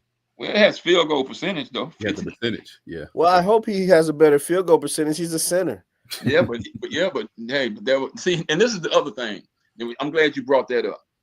Kareem is one of the only people that we can actually say, other than Shaq, he played against everybody who was considered to be one of the greatest centers of all time. He did. He played against Bill Russell. He played against Wilt Chamberlain. He played against Moses Malone. He played against Patrick Ewing. He played against Elijah Wan. He played against Robert Parrish, Artis Gilmore. He played against everybody because there's really no other than Embiid and Joker. Except, I don't think he got Shaq. Well, no. I said other than Shaq. He said other than Shaq. Yeah. Other than, and that's only because Shaq, when he leveled in, he came to the Lakers when Shaq, when Kareem had gone, and retired by then. But yeah. So other than Shaq, he played against arguably every other center who was supposed to be that. Nobody really can say that because we always talk about the eras don't cross over. They don't. And so, when you look at what he did, man. And he played good when he was old against some of these guys. Now, he even had more assists than Michael. These are counting stats, though. Yeah. Hopefully he has more total points because he played a lot longer. You can't do that because the same thing you want to hold against him on that is what y'all giving credit to LeBron for. Who is we? Well, not you guys. With everyone. They talk about longevity. They talk about longevity, and LeBron has played more. If you average the amount of games LeBron played, I respect that. I definitely respect Kareem because back then he probably wasn't taking advantage of the same nutrients that LeBron is taking advantage of. Oh yeah. Yeah, he probably wouldn't have set out that game Magic scored. He probably would have been healthy the next game. The medicine would have had him right. Well, back then you were healthy whether you were healthy or not. Yeah. That is true. That is true. So just to be clear, so I'm just going back to what you said. You said that you feel like Michael Jordan is the best NBA player of all time, and you said you feel like Kareem Abdul-Jabbar is the best basketball player of all time. That was I said I think Michael Jordan is the GOAT of the NBA and Kareem is the GOAT of basketball. Period. I am not mad at that take. That's a quality take, man. Very. That way you don't have to argue about that anymore. now everybody can go back to arguing about Jordan and LeBron. Yeah, that's like because you're not really disrespecting either one of them. I mean, it's like, what can you say to that? You know, I like them both. I mean, I don't But dislike. I'm looking at this graphic too. the graphic's Jordan as a crazy. guard shooting 50% is pretty crazy. Yeah, it is. It is. It is. You're right. A lot of mid range.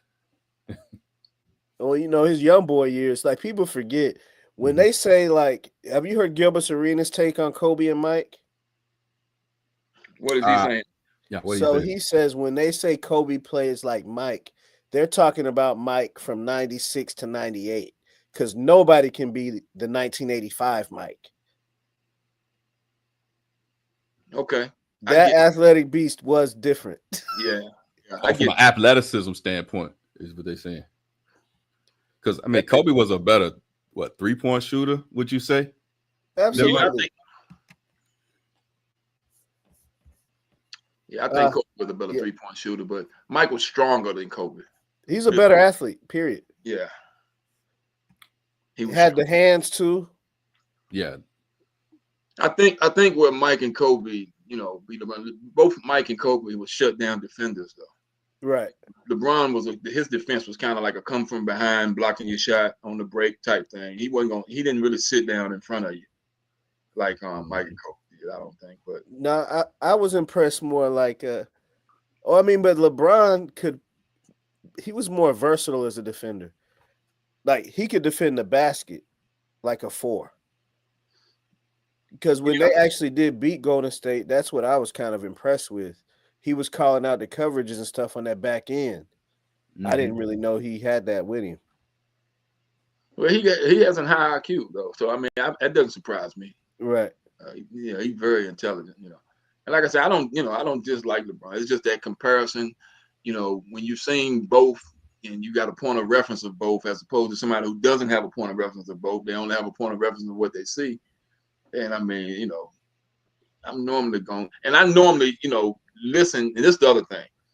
When you ask other NBA players that played against both of them, who they think, the majority of them do say Mike. Right. Because, so if a player who has even D Wade, who played with LeBron, said he thought Mike was a better player. I mean, I agree with that. But players also like they're biased. Like you remember that year they gave players the chance. You think they hating on LeBron? Well, I think there is some hate. I don't think that they're wrong when they say that Mike is greater, but then when you give players a chance to vote on All-Stars and they don't vote for LeBron and Kevin Durant to be starters, like what is that about? Like what year are we talking about? This was, I want to say, somewhere in the last 8 to 10 years. I can't give you the exact year. It was more when they were closer to their prime. You know what I mean? Okay, so it wasn't this past year or anything. No. Okay. No, I agree. That's crazy. That's crazy. That's crazy. Yeah, I'm with you on that part. If they're doing that, we don't necessarily know who was doing it though, do we? No, because it's anonymous. You know what I mean? Right. Right. Well, but you remember when they were doing they still do it, all that experimenting with the All-Star game, who gets to vote, this counts this percentage. Right. They've been doing so much of it the last 10 years. I can't pinpoint the year. I kind of want to Google it, but they're changing it every year now, man. It's something different completely. The format and everything every year. You can pull that graphic down there. I know we're making some as much as I like Mike, we're probably making some Mike fans unhappy right now. You might want to take that graphic. Mike's my guy in the NBA, baby. Kareem's just my guy overall, man. I love it. Well, look, but that's what you need to speak on, because I feel like I got you. But then he told me, you remember you said LeBron can't be the GOAT because he hasn't been the best on his team every year. I guess coming to be the Lakers. But Kareem wasn't the best his last 4 or 5 years. Kareem still was the leading scorer on the team. That ain't what I said. But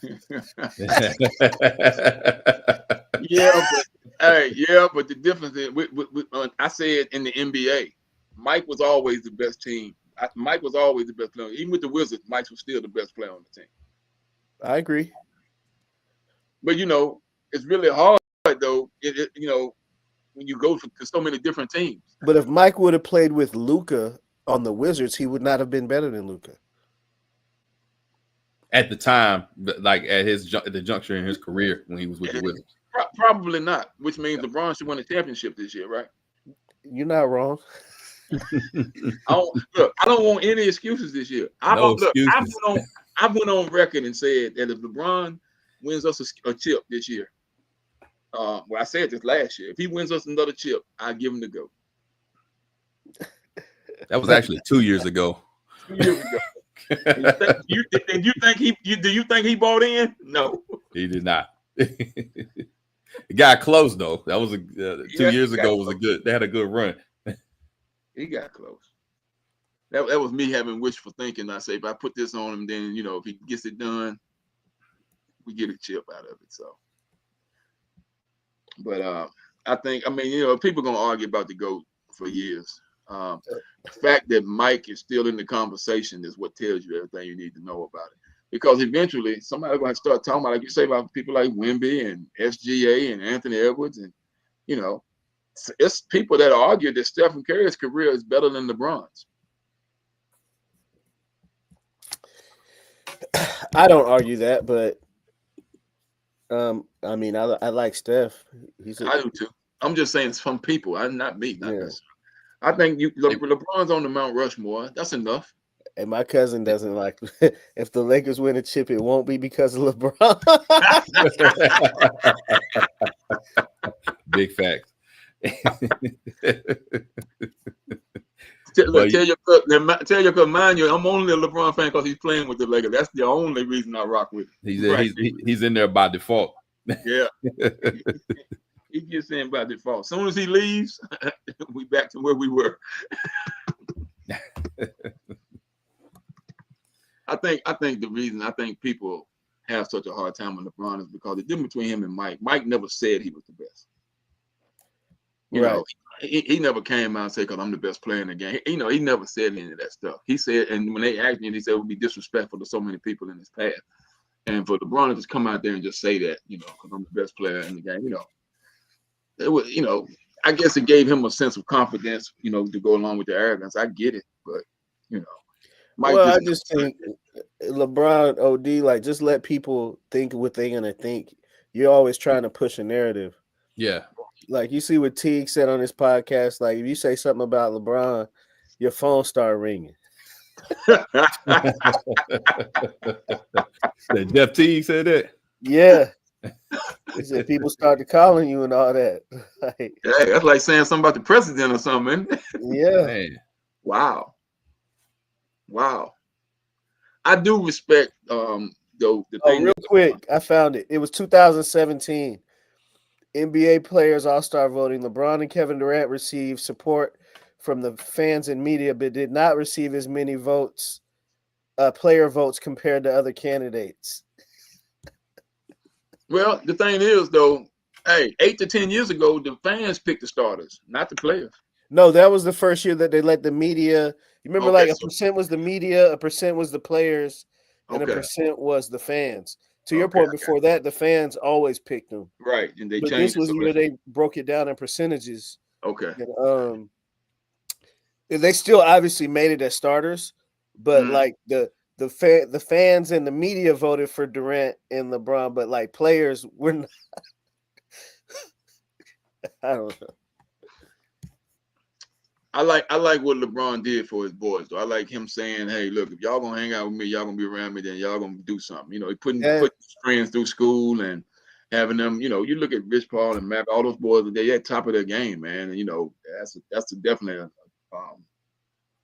that's attributed to LeBron and what he demanded of his friends. He didn't just let them just hang out with him and just spend money. And he, to your point, poured into their dream. That's use his leverage and power to make Rich Paul an agent. He's not just the agent; he's the biggest agent. Yeah. So definitely hats off to him on that. So like I said, he's on the Mount Rushmore. That's enough, man.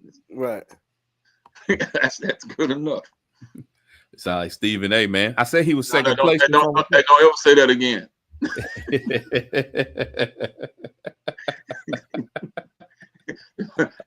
If I sounded like that, then take everything back I just said.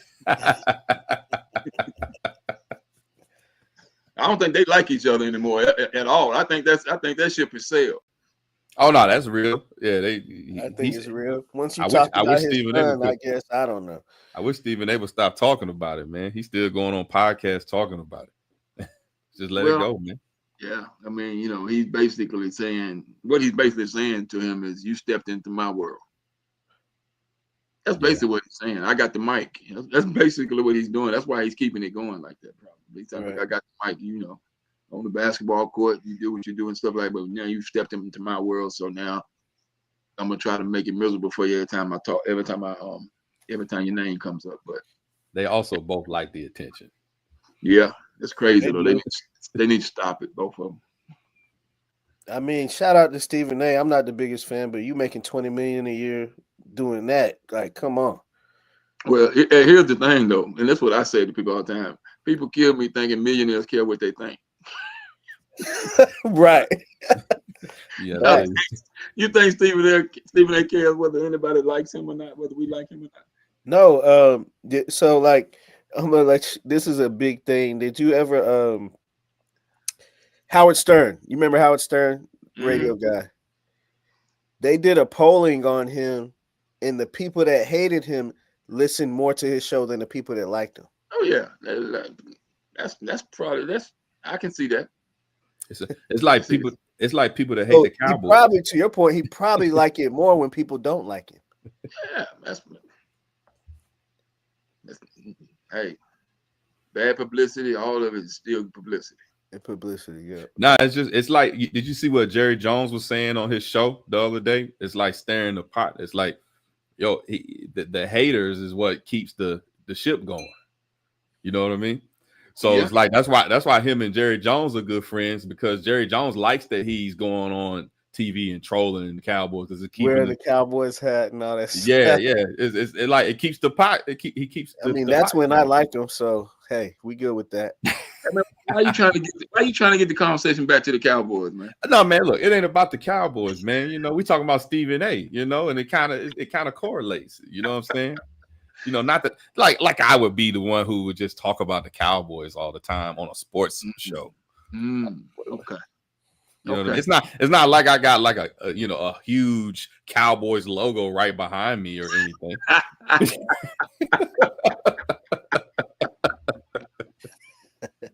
Bang bang Niner gang. I like that shirt, Keith. Get the merch. Y'all got they got their own money. Y'all got your own shirts. Got his own. The boys got their own shirts. Got their own money. They got their own shirts. Let me get one of those. Send me one in the mail. Oh, that's too easy. We got the mob edition coming out soon too, man. We designing it right now, but I got the mob unbeaten shirts. Hey, look, I'm not wearing anything say mob on it, man. Just send me one of those, man. We got you. We got you. Hey, man, thanks for coming on again, rocking with us. Guys, we appreciate you, man. Thanks for having me, man. I'm about to go wind down a little bit, give me something to eat. Got the Lakers on right now, man. It's just the second quarter. They're on the West Coast. I wasn't gonna say that to you because I love y'all, man. So, but love you too, hey, dog. Look, hey, once again, thank you guys for having me on. Hey, you guys keep up the good work. Hope you have me on again one day. We can come and chop it up some more. All right. Oh, but next time you come on, it's gonna be 3,000 people up in here. That's what's up. I hope I help add some people to y'all's talent. You did, man. Appreciate you. Absolutely, man. We appreciate you, man. Always. You guys keep watching. I'm gonna be watching and chiming in from time to time when I get a chance. I'll be busy this basketball season getting started and then everything else that I'm doing. But hey, I'm gonna still keep up with you guys. Okay. Hey man, good luck, man. We want wishing you a successful season, man. Hope everything goes well for you. And you get everything you deserve. But yeah, absolutely, you got to come back and touch down with us. I'm gonna be texting you during the Monday Night Football game too, the Cowboys and the Raiders. Okay, all right. Now we normally beat y'all no matter how bad we are. I don't know. That was when y'all had Derek Carr, but I don't know. Who knows, man? The way our defense looked, Man, Geno about to transform back into Seattle Seahawks. Geno. I do got one more thing before you get off, man. As a Niner fan, why when we try to poach one of y'all players, you act like it's personal to send them to us? We made a better offer for Khalil Mack back when y'all traded him to the Bears, and you still wouldn't send him to Bang Bang Niner game. What's up with that? I don't think they should have sent him anyway. That was some John. What's that man's name? Gruden. It doesn't matter what his name is. Yeah, that was some John Gruden stuff, man. I think it was some, who swing the biggest hammer.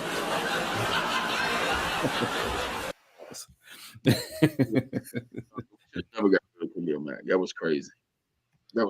But that's like trading like Michael Parsons or something, man. I don't know who would do that. No, it's not. Khalil Mack is way better than Michael Parsons. This guy hates Michael Parsons, but it makes me feel good though when he says stuff like that. Why? Because y'all don't have him anymore? Exactly. I don't hate Michael Parsons. Tell me if this is a thing. Okay. So your son is a glamour sports fan teams, right? I like the Lakers, I like the Miami Hurricanes, and I like the Dallas Cowboys and the Yankees. Mm-hmm. So I tell him people who plays for those teams, they can be good or very good, but they get bumped up a level based on playing for those teams.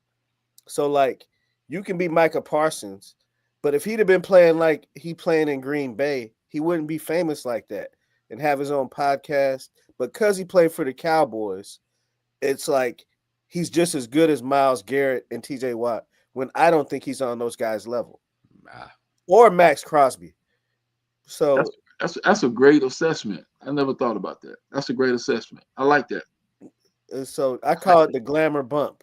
Like because you play for Dallas, the Yankees, or the Lakers, and you're famous, people think you're great. But it doesn't necessarily mean you are. It doesn't mean you're not, but I feel like Micah's publicity being a Cowboy made him as a player go up here, and I don't think he's with Myles Garrett. I don't. I think he's the Dak Prescott of defense. He looks good in the regular season and disappears in the playoffs. That could be the whole team, man. Well, it kind of runs hand in hand. No, because I do think CeeDee Lamb is great. He's talking about the disappearing act in the playoffs. Oh, yeah. That's what my cousin just said. As a Niner fan, we love Micah and Dak. I hate that we only play y'all when you're good. But that's my theory, Rock. Tell me if I'm wrong. Test it out. You know look, hey, you that's a great assessment. Really, that's a great assessment. I never thought about it like that. Now, I will say that as far as the Lakers, I don't think that holds true because it's pressure. Well, no, because the Lakers are 18-time whatever world champions. 17-time world champion. But 17, yes. So, but for the Cowboys, it holds true. Yeah. I never thought about that, though, with the Michael Parsons thing. That's a great analogy and a great assessment. Yeah, you did good on that one. Yeah, it's almost the opposite with the Lakers because if you're not a superstar and you go to the Lakers, then it's like you kind of disappear in the franchise as opposed to you got to be great. You got to be great because there's pressure playing out there with all those stars around. Mm-hmm. It was easier playing for the Clippers because it was so dark in the gym. You know when they were playing in the same gym. You know why? Do you know why it was so dark in that gym when they played the Clippers? Yeah, when they were sharing the gym. You know why it was so dark in the gym? Because they had to hide the banners when the Clippers were playing, so they had to cut the lights off up there. That's the truth. That's true. It's true. So it would look. You say, why does it look so bright in here when the Lakers are playing and the Clippers are playing? It looks dark, and they play in the same gym. They had to hide the banners. All those Laker banners, they can't have that showing while the Clippers are playing, so they cut the lights off up there, made it dark. And they want to say the Clippers are the new team in LA with not one banner? Please stop it. They got a new building. That's about it. Yeah. They've still done nothing. Did y'all see? Did y'all see the thing that somebody put out the thing about the new Nike shoe that Anthony Davis came out with? Yes, I saw it. That was crazy. And then you gotta show it. Did you see it? What did you think about it? Somebody was talking about it. I didn't see it though. It's the boot, man, that you put on when you're Yeah. Oh, break when you have an injury, man. You know that boot that it's like a cast, one of those big boots. That's what it is. That's hey a boot. man. Hey, Charles Barkley got me calling him street clothes. Hey, look, that name will be with him forever. I think he's hurt right now. He is. Looks out of shape too. It might be a wrap. Oh, really? Man, you breathe on that boy wrong. He hurt. Yeah. He looks a little overweight. Yeah, he was definitely looking real slow. The Lakers definitely got the best best deal out of that. Oh yeah. After I saw what Wemby was doing to him the other day, that was just it was disrespectful when Wemby was doing that boy dirty, man. That man out here doing flat-footed reverse windmill backwards dunks. It's like, yo, what is happening? It's like, yo, you forget AD is like 6'10". Hey man, when you got that type reach though, man, good gracious. Imagine if he just wanted to be in the paint all the time. Right. Who, Wemby? Yeah. I mean, just air traffic patrol on defense. I mean, how you getting a shot off? Right. You're not. Right. The Lakers and Spurs it's 54-52, man. It's almost a minute and 57 seconds left in the first half. Who winning? The Spurs are up. It's a one possession game. It's 54-52. Okay. So yeah, they're going head to head. Well, look, you guys have a great night, and I appreciate it again. And you guys take care, and I'll see you soon. All right. All right, man. All right, man. Thanks for stopping in with us, man. Until next time. No doubt. Until next time. Hey, man. Mob, y'all give it up for them. Hey, man. You gotta give it up. Big Rock dropping in with us, man. It was a family affair. You know what I'm saying? I'm not just talking about me. I'm talking about all of us, man. That's family, you know?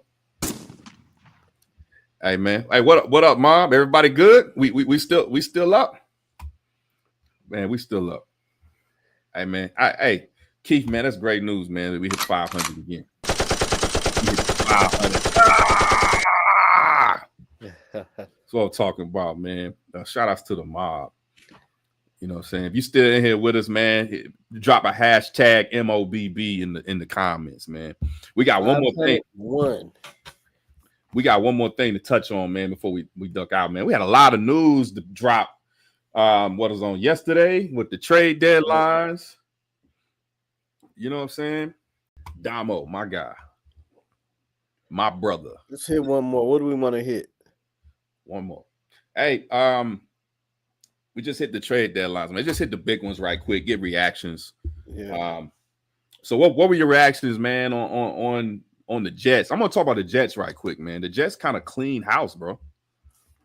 The Jets went ham and just gave their people away, but they got a whole lot of draft capital in return. But if they still get the draft capital, what's the point? That was my thought. Huh? I feel like we've been down this road before with them, right? Doesn't it seem like they've been here before? I think it was smart if it was another team doing it. Like, I just don't know. Okay, what are you guys going to do with all that draft capital? I don't know. Do something crazy like draft Carson Beck or something.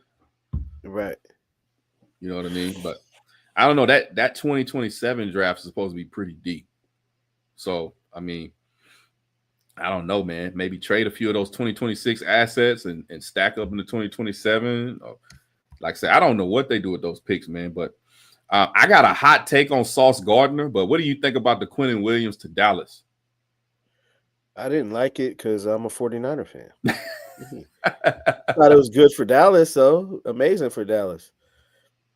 I think I would have rather, because you're giving up your higher first-round pick of 2027, right? Yeah, unfortunately. I think they wanted that one specifically. Right. They had to have. Mm-hmm. But I like it. You know, I saw Nick Wright say, like, I don't think the move was necessarily for this year. So if it's a long-term move, I like the move. Like, well, yeah, that was my whole. Dallas is like, I'm gonna make a run this year because of that. Well, granted, Jerry did make the move before they lost to the Arizona Cardinals, so like it was already in the process. But right. Yeah. But I mean, I always thought like, hey, if they're gonna make a big trade for the trade deadline, whether it was him or Trey Hendrickson or whoever it was, It's like, man, make sure that you got them beyond this season, you know. Right. And they're gonna have him beyond this season. They should have him, you know, he's got 2 years left on his contract. Right. So, you know, I mean, look, they can franchise tag like George Pickens and keep him, and you know, and they pick and when I first heard the Logan Wilson thing, man, the Logan Wilson was not attractive to me, but with him in there, now it makes a little bit more sense with Quentin Williams, and then you add Logan Wilson to that horrible linebacker group. You know what I mean? I think it'll be a better fit. You know, now that you have, you know, I think that's going to be a dominant front with him and those guys. It depends on how you draft around it. You know what I mean? But I can now see a vision for Dallas because I feel like you got the offensive side of the ball set. Mm-hmm. And I do like Schottenheimer as a coach. Dallas should have traded Dak for Miles and Sanders.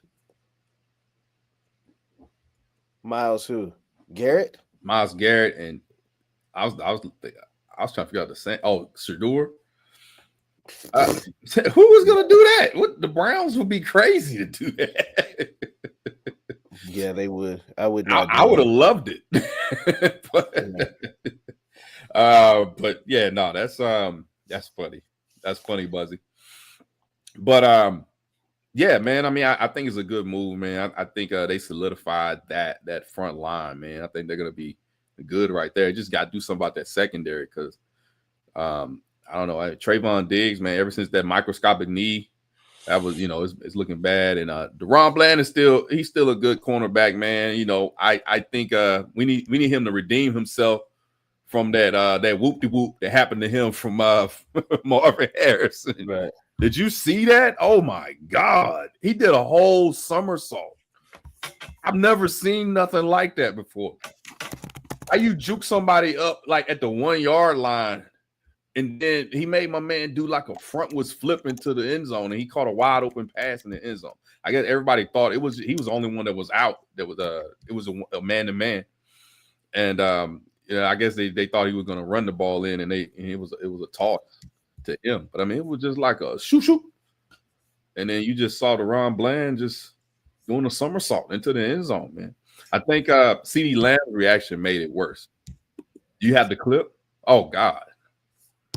Hey man, if y'all didn't see this, watch this, man. This is incredible. Oh my God. Not they got CD made it so much worse. See that clip, they messed up because they didn't show how he flipped over into the end zone. But yeah, that's the gist of it, man. It was, yeah. Like I said, CD's reaction kind of, put an exclamation on it, man. But anyway, yeah, I think it was a good trip. So moving on because we got to get out of here soon. Yeah. It's a freeze. Yeah, he done. That was cold and he was frozen. Yeah, bro, it was the Sauce Gardner trade. I looked at like, what's the new owner for the Colts? What's her name? Something Ursay hyphen something. Ursay is her maiden name. So you know how she monitors the sideline? Be listening. Yeah, she listens to the plays. She wears a headset. I'm like, yo, she must not give a damn what the front office is doing because Sauce Gardner's not worth 2 first-round picks. Hell no. I thought. See, I'm like, Keith. I didn't even know you would be on the same page with me about this. But no, because everybody all day has been talking about how great that is for the Colts and all of this. Like, yeah, they're Super Bowl contenders. I'm like, have they been watching Sauce Gardner this season? Did they watch him last season? Because that ain't the same Sauce that got his own sauce in at the Buffalo Wild Wings. You know what I mean? I mean, granted, don't get me wrong. He's still a top cornerback in terms, I would say top 10, top 15, but yo, go look at his stats this year, man. Like, doesn't he lead the league in like pass interference or something like that? 2 1s. I bet they couldn't hang up the phone fast enough. Are you serious? 2 1s consecutive years? That is insane. I hope it pays off for them. I hope they win if they don't win a Super Bowl like this year or next year, that might be one of the worst trades ever.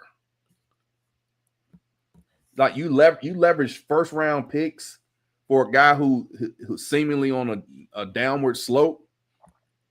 Like, yeah, I didn't understand that at all. But I mean, change of scenery might be good for him. It might work out. I was gonna say that.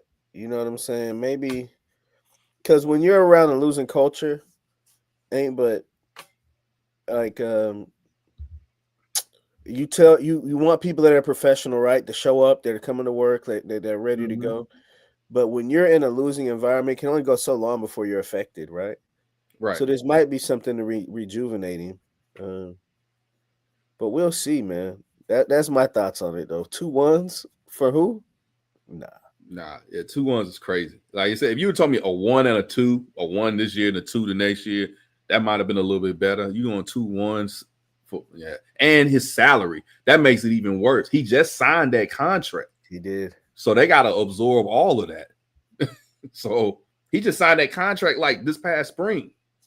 Right. I think that's why it was such a shocker. But I say that I think the Seahawks did good picking up Rashid Shaheed. I think they're going to be dynamic. That sucks for y'all because they're in your division.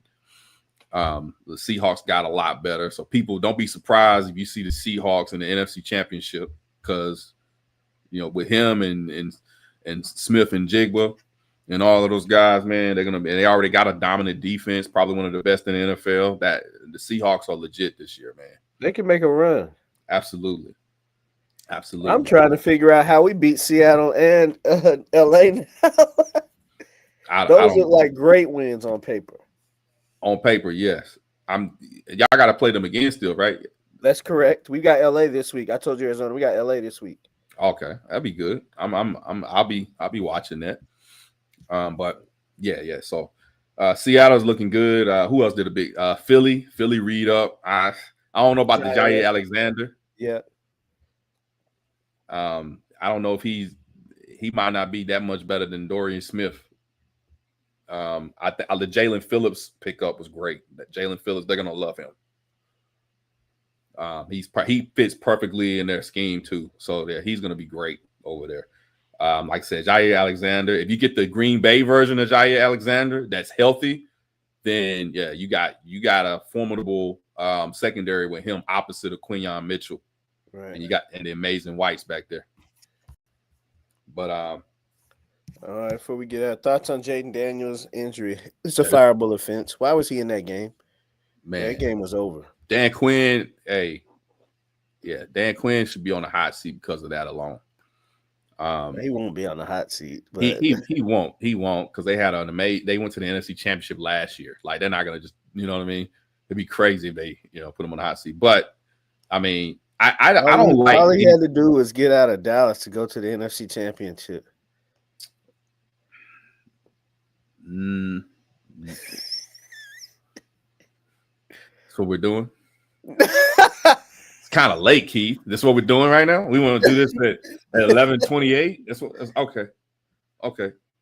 The Lakers are leading at halftime. Shout outs to the Lakers, man. I'm gonna go watch this Lakers game. I'm not messing with you, man. Trying to blow my high. But yeah, thoughts on Jaden Daniels. I mean, that was a gruesome injury, man. I hope he comes back healthy. I don't want Washington to be good ever. So I'm glad that they're not good, but I'm not glad that he's not good. You know what I mean? I'm rooting for him. I want him to be, healthy and have a good career. But yeah, definitely Dan Quinn has to be held accountable for that. There was no reason for him to be in that game. I get you trying to get your whatever back, get some reps in because he had been missing games. But man, come on, you got to think. I think the entire organization mishandled the entire team. The Terry McLaurin stuff, you know what I mean? Not getting him paid and him missing training camp, and now he's getting injured because he's getting all these extremity injuries. You know what I'm saying? And Jaden, I mean, it's just, I don't know, man. They like playing around. It's like they went to the NFC Championship and now they just playing around this season, man. They're playing around with people and they're about to go right back to where they were. It's like they just went back to square one. Hey, thank everybody. 500 subscribers. Hey, man. We back like cook crack again next week. Man, my man said we back like cook crack. Not to be uncooked crack. You know what I'm saying? Woof. But hey man, Gotta unmute. Hey, there it is.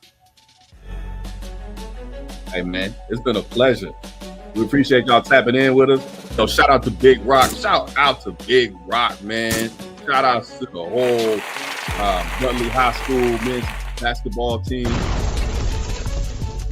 Yo, what's going on? Hey, man, and shout outs, of course, as always, to the Unbeaten Mob. You know, we appreciate y'all. Hey, 500, Q. 500. Let's count it. We gotta go for that. We gotta go for that stack. That's what's next. We gotta hit that Reload. stack. We'll get there. Hey, man, we love y'all. Until next time, all right, Keith, get some rest. You too.